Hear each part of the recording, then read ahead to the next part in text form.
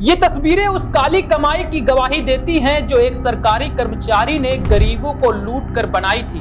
नगर निगम के एक अधिकारी के घर जब ईडी की टीम ने दस्तक दी तो तिजोरियों से लेकर अलमारियों तक हर कोना गवाही देने लगा था। ये गवाही उस दौलत की थी जो तनख्वाह से कहीं परे थी। करोड़ों की नकदी, सोना चांदी और बेहिसाब दस्तावेज। ये सब देखकर खुद अधिकारियों के होश उड़ गए। ये छापेमारी सिर्फ एक रेड नहीं बल्कि उस सड़े हुए सिस्टम की परतें उधेड़ने की शुरुआत है जिससे अब तक पर्दा में छिपाया जा रहा था। तो चलिए पूरी कहानी जानते हैं। नमस्ते, मेरा नाम प्रिंस और आप देख रहे हैं इन खबर। मुंबई से सटा हुआ एक इलाका है वसई विरार और इसी वसई विरार से अवैध निर्माण के एक बड़े घोटाले का पर्दाफाश हुआ है। जब इस घोटाले की जानकारी प्रवर्तन निदेशालय यानी कि ईडी को हुई तो 14 और 15 मई को जबरदस्त छापेमारी की गई। छापेमारी मनी लॉन्ड्रिंग रोकथाम कानून यानी कि MPLA 2002 के तहत की गई और इसमें मुंबई और हैदराबाद के कुल 13 ठिकानों को टारगेट किया गया। ईडी को मुंबई जोनल ऑफिस 2 की टीम ने एक्शन वसई विरार नगर निगम में हुए अवैध निर्माण और मनी लॉन्ड्रिंग से जुड़े मामलों में लिया। लेकिन इस पूरे कार्रवाई में ईडी को सबसे बड़ी कामयाबी वसई विरार में मिली जब नगर निगम के town planning deputy director YS Reddy के ठिकानों पर रेड हुई।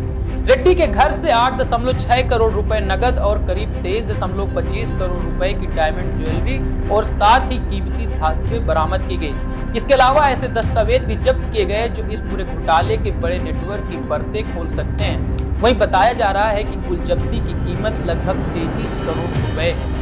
ये घोटाला वसई विरार नगर निगम यानी कि VVMC के इलाके में हुए अवैध निर्माण से जुड़ा है, जहां सरकारी और निजी जमीनों पर नियमों को ताक पर रखकर इमारतें बना दी गई थी। ईडी की जांच में सामने आया कि 14 इमारतें ऐसी जमीनों पर खड़ी की गई थी जो पहले से ही सीवेज ट्रीटमेंट प्लांट और डंपिंग ग्राउंड के लिए आरक्षित थे। बावजूद इसके इन इमारतों को आम लोगों को बेच दिया गया और वो भी ये जानते हुए कि निर्माण पूरी तरह से गैर कानूनी है और एक न एक दिन गिरा दिए जाएंगे। हैरानी की बात तब निकल कर आई जब पता चला कि बॉम्बे हाई कोर्ट ने पहले ही इन अवैध इमारतों को गिराने का आदेश दिया था और फरवरी 2025 में सभी 41 इमारतों को ध्वस्त कर दिया जाएगा। इस घोटाले का सबसे चौंकाने वाला पहलू ये है कि इसमें नगर निगम के कुछ अधिकारियों की भी मिलीभगत सामने आई।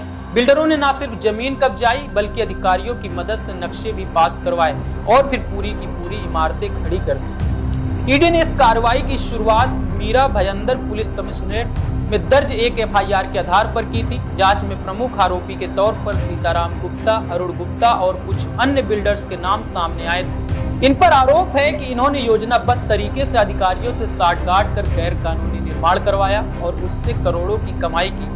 वहीं इस पूरे मामले ने एक बार फिर से सवाल खड़ा कर दिया है कि क्या हमारी शहरी विकास संस्थाएं भ्रष्टाचार से पूरी तरह घिरी हुई हैं? क्या आम आदमी की जिंदगी और जमा पूंजी इस तरह के रैकेट्स की भेंट चढ़ती रहेंगी?